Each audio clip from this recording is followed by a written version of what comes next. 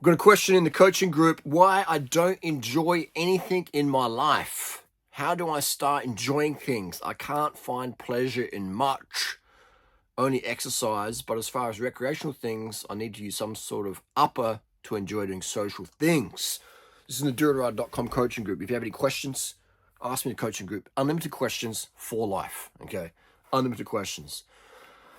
Let's get started with, if you need stimulants to do something, then it's not really your calling, all right? Our friend here, where do we start? This is a big one, and we can really deep dive in it.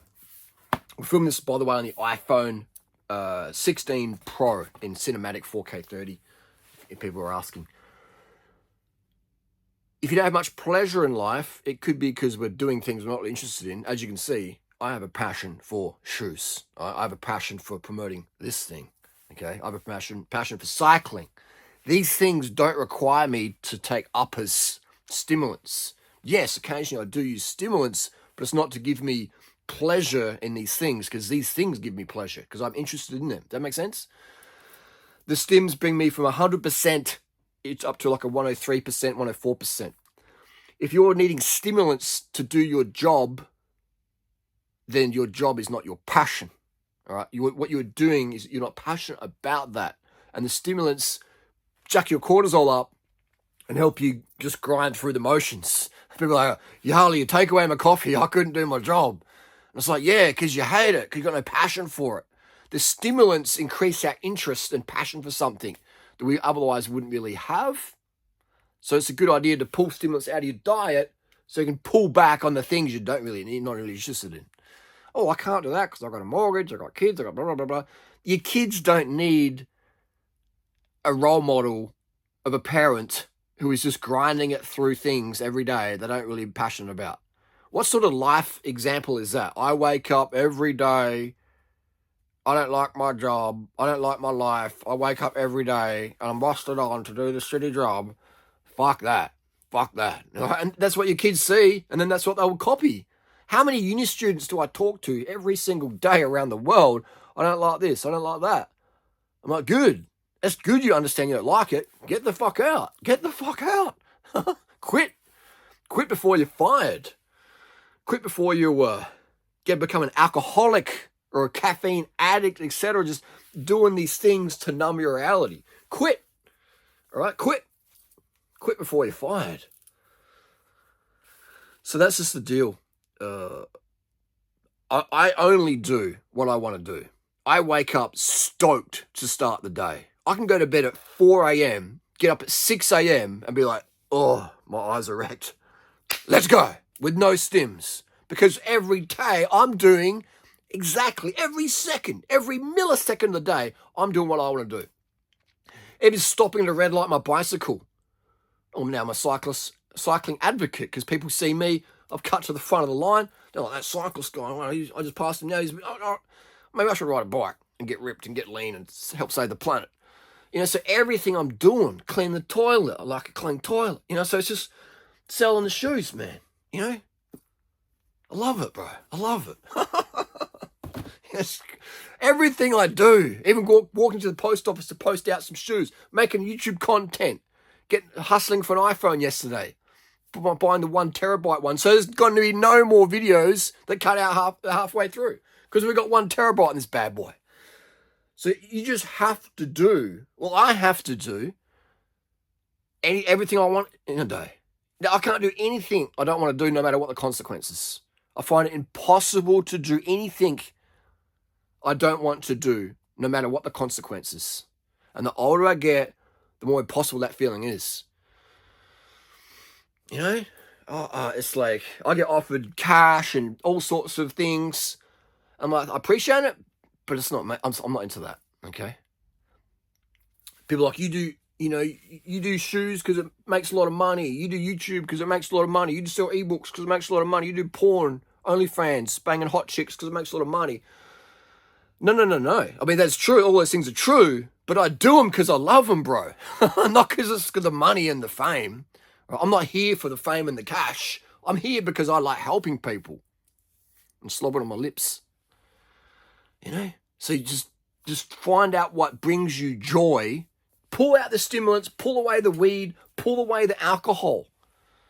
When you pull away those things, it just gravitates you towards what you're interested in genuinely from the heart. And so many, I'll see this with young people, 16 to 25-year-olds on those energy drinks, caffeine drinks. They're on the Ritalin. That's why they give kids stimulants in school. Give them a coffee, give them a speed pill, modafinil, methylphenidate, Ritalins, the Adderalls, dextroamphetamines. They give these kids these stimulants to create their interest in these fucking boring topics or these boring undercarb Coke Zero drinking teachers, okay? If you need a stimulant to do something, then it's not for you. You're wasting your lifetime. You're wasting your lifetime. A lot of people feel judged by me, and that's not, it's not my goal. My goal here is to help you, but it is very, very hard to help people in life if they feel like you're judging them. And we all judge everyone. You're judging my crazy hat, you're judging this shirt, you're judging, what's his body fat, it's low. We're always judging. But if people feel like you're holding the mirror up on them and they don't like what they see in your comments, then yeah, it can turn them off. I get that. So it's a challenge for me to find out how can I inspire you to create change in your life without you feeling judged and switching off. I enjoy that. I enjoy those challenges because I'm genuinely interested in it. So I'd recommend people going sober, especially if you've got any problems in your life, if you're feeling sad, depressed, excessively anxious, no stims, no weed, no booze, fuck it off. The worse you feel, the worse you will feel when the drugs come in and the side effects come in on those. The cortisol coming up, the lack of sleep, the lack of glycogen petitioning because you're dehydrated because you had some upper and they didn't drink enough and you couldn't sleep enough, so your glycogen petitioning is less and now your cortisol's up next day and your motivation's out the door. And it's fucking snowballs. And I feel tired, I feel disinterested, give me another upper. And it's just this fucking roller coaster snowball of like demise. And then you go to the doctor, I don't feel good. Here's an SSRI. Shit, my dick don't work and now I'm looking like Nikocado, in full bulk mode. So I like to treat the cause versus address the symptoms. Only do what you want to do. We need more people on the planet doing that. Like I do a lot of dumpster diving just because it cracks me how much we throw out. And I see the stuff thrown out and I'm just pulling out the bin, I'm selling it, I'm giving it away, I give it to animals, some of it I can use myself. And I'm just thinking, man, I say to Natasha all the time, like, look what I found. I found Cliff Bars, I found these drinks, I found these organic juices. I couldn't work this job. I couldn't throw things in the bin like that. And she's like, yeah, but they get uni students to do that. They get people with mortgages, people who are locked in to do that. And I'm like, yeah, that's true. But I couldn't do it. I couldn't do that. No matter, I've been dead broke, living on the street, homeless. I couldn't do a job like that. Because it would just be like against my heartfelt intuition, my heartfelt desires. It'd be against my interest in helping Mother Nature to just be like fucking throwing shit in the bin, man. Throwing that stuff in the bin would mean I was mentally unwell. I was like, oh, you are mentally unwell. Depends on who you're asking. I don't fear criticism from people who their lifestyle I don't want or want, I fear, no, it's not fear, fear's not the right word. I don't care too much about people's criticism if those people are not living the lifestyle. They'll be like, wow, that's a sick lifestyle, bro. So when you have that mentality and self-awareness and understand it's okay, it's good, it's fine for people to share their opinion about you. You do this, you do that, you look like this, blah, blah, blah. That's okay. All right? Cool. It's your opinion. I got my opinion too. My opinion is your life isn't what I would want to swap for. I'm not necessarily saying that, but in my head I'm thinking, why I'm going to get a rise from this person's opinion? Look at their lifestyle. If I was doing that, I'd fucking feel shit too. So I'll give them empathy and compassion. Empathy, understanding where they're at, how I'd feel in their shoes, and compassion, I want something better for them. I wish they would have a better quality of life. I wish they were into drinking water. I wish they would understand how caffeine and cacao and stimulants can really cause a lot of mental health problems. I wish they could understand that drugs, uppers, alcohol, benzos, etc. cause more problems than they fix. I wish they could understand that sugar phobia is the foundation, root cause of most of their problems in their life. Because sugar phobia means less glycogen partitioning. It means less power in our muscles and our brain. And it means we consume more stimulants and we consume more fat and protein. And we feel less and we feel more acidic because of amino acids and fatty acids. And all these things are intertwined. Like, you take away the glue in the shoe falls apart. Okay? Well, the midsole's still there, the sole's still there, the upper's still there, the strobel borders in there still there. But you pull the glue out, boom, the shoe's just falling apart. All right? So the sleepwater sugar is the glue that holds you together. When you skimp on sleepwater sugar, which is so easy to do when you have stimulants, then you're coming apart. So you got to glue yourself back together, get enough sleep, go to bed at 8 o'clock. You want to transform your life? Go to bed at 8 o'clock. Oh, Darren, but no fucking buts. Just do that for a month. If you want to feel the highest as fuck, naturally, I'll do all these drugs as a teenager and stuff. I'm like, how can I feel this naturally? Because I'm feeling it, and the drug's bringing it out of me, this dopamine pop, this serotonin pop. But how can I get something similar naturally without the come down? Go to bed early, 8 o'clock, 9 o'clock. Not always do that. I'm just saying, if someone wants to feel their peak, the harder you're struggling in life, the earlier you should go to bed. And get up when the birds get up. So yeah, that's the deal. So that sleepwater sugar is the glue that's holding you together. So you're going to bed at 8 o'clock, 9 o'clock. You drink enough water so you're peeing clear every 2 or 3 hours during the day. And you're eating unlimited sugar, unlimited carbohydrate. And this is where I lose people. But hey, look at my lifestyle. If it's something you're into, then understand it's the energy. Energy is everything. Energy is our foundation. These talks, there's no script. It's just total honesty here, man. Total honesty. Heart to heart, all right? There's no jump cuts. It's just scratchy eye, itchy eye. You see it all. That takes energy. And energy comes from your sleepwater sugar. That's just energy and your fuel. Like the battery in your car and the motor, the carburetor motor, it's the fuel, the gasoline, whatever. Energy is, that's where you get your sleep, and the fuel is your carbohydrate, your body fat.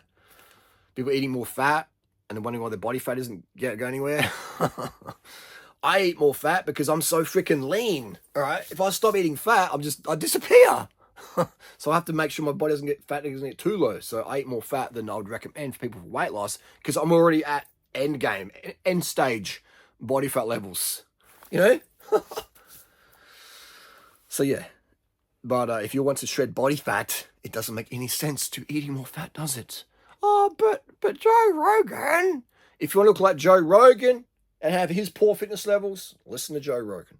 If you want to be addicted to drugs, like Joe Rogan and Jordan Peterson, addicted to drugs. If you want to be a drug addict, where every day you need drugs, if you want to crash your hormones, crash your testosterone, and need to take testosterone injections like Joe Rogan, etc., listen to those guys and ignore me, okay? Ignore me. And you know I can speak from experience because I've done the drugs. I've done the performance-enhancing drugs. I've done the steroids. I can speak from personal experience, okay? That's why I'm the best coach out there, because I've got the experience and I share it. The facts, the reality, without fear of judgment. The judgment I fear is judging myself for not really giving people what they need to hear. Giving people the truth on the direction that's going to get them their freedom in life. That's what I fear. I don't fear judgment for anyone out there. The biggest judgment I fear is judging myself, looking in the mirror and saying, Harley, you fucking sold out, bro. You sold out. You know the people needed to hear that message, but you didn't tell them that. You told them this. You told them what they want to hear versus what they need to hear. Harley, you fucking sold out. I can't do that. I am. Boom. You know. I'm not a professional athlete. I don't need to take drugs to win. You know, professional athletes are entertainers. They dope to cope at the top. Okay, I'm not judging that in terms of a bad thing. That's part of the deal. Okay. But you would never see me. What's the word? Yeah, I'm glad I'm not a professional athlete. That's a tough job. I'm glad I can be totally transparent with my audience and just tell them how it is. I am more of an educator than an entertainer. And I understand I'm a entertaining laughing stock for some people. And hey, that's good too. But anyway, that's the deal. Life is so short and life can be too long. Life can be too long if you're not living your purpose every day. And life can be too short because you never know when you're going to go. So why the fuck are you going to go to another job, another day? Well, I got to pay my rent. Pigeons don't pay rent. Druggies on the street don't pay rent. You don't have to pay rent. If you want to, you can. But you can also camp out in amazing wilderness. You know what I mean? I've slept in some of the best hotels in the world, and none of them compare to sleeping out in the rough. Yeah, I mean, it's nice to have a bed and a shower that's cool. But in terms of out in the nature, man, like, fuck yeah, fuck yeah. So they want you to fear nature. They teach you as a young kid, spiders, mosquitoes, bears, snakes, They teach you irrational fear of it. Look at how some guys freak out over a freaking huntsman spider. Big, burly, trend up, fucking coked out of their head. Hey, man, cats on my neck, bro. And then the spider jumps up. Because it's taught from a young age, fear nature. And that drives people in this consumering, fearing nature. If you can't sleep on the dirt, lay on the dirt, the sleeping bag, and we need to do that. ASAP, stat. So then you become more part of nature and cool with that versus freaking out about nature. There's too much grass here. There's too much ants. Give me some cancer-causing pesticides. Oh, my kid's got leukemia. I wonder why. Fucking hell. It's crazy. Anyway, that's just a wrap up. Hang out with nature more. Only do what you want to do. And people think, oh, you're having a psychosis, you're having a midlife crisis. You can never, ever, here's the thing with psychosis, mental health.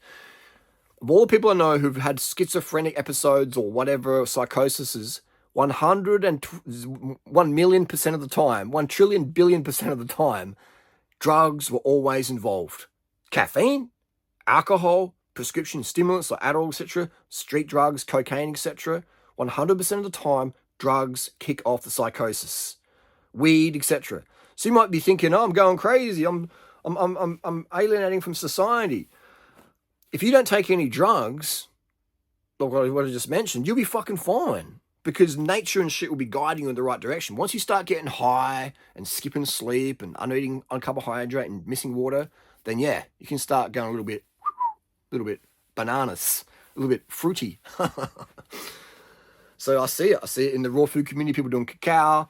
I see it in the study demographic, people doing smart drugs, caffeine, Red Bull, etc., Ritalins, and it just kicks off psychosis. Okay, so the more stress you have from your parents or yourself, etc., really the stress comes from within. This is how we're reacting to people's comments and ideals and obligations. The stress is always what we produce.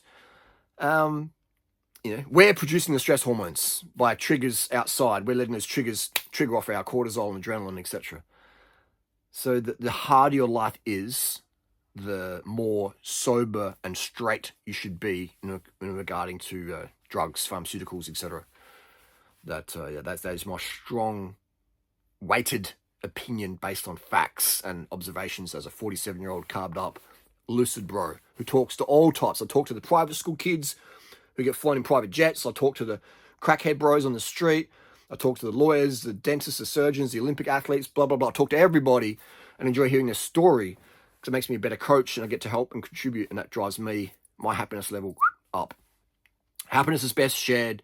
Happiness is only experienced in the present moment, okay? When we fear judgment of others, but as a result, we're not living the life we want, then we'll end up resenting those people, be our parents, our friends, our partners, etc., because we're like not really doing what we want to do, and we're doing it for them, and then we end up resenting them because one day things change, things end, etc. And then we're like, oh, I didn't live how I wanted to live. Fuck my kids, fuck my parents, fuck my boss, blah, blah, blah, blah, blah, and that's how resentment happens. So everyday people, wake up, only do what you want to do today. All right? you know, every single fucking day, I'm waking up, I'm doing what I love to do. The bikes, the shoes, the OnlyFans, the YouTube stuff, the coaching people, the helping the pigeons, recycling shit, dumpster diving, going to the beach, going to nature, hanging out, swimming, running, blah, blah, blah, blah. Everything I'm doing every single day is what I really, really enjoy doing, okay? I really enjoy doing it. Especially this YouTube gig, the social media gig, fucking to contribute and influence people all around the world. Every day I get stopped in the street. Hey, Harley, just want to say thanks, boom, boom.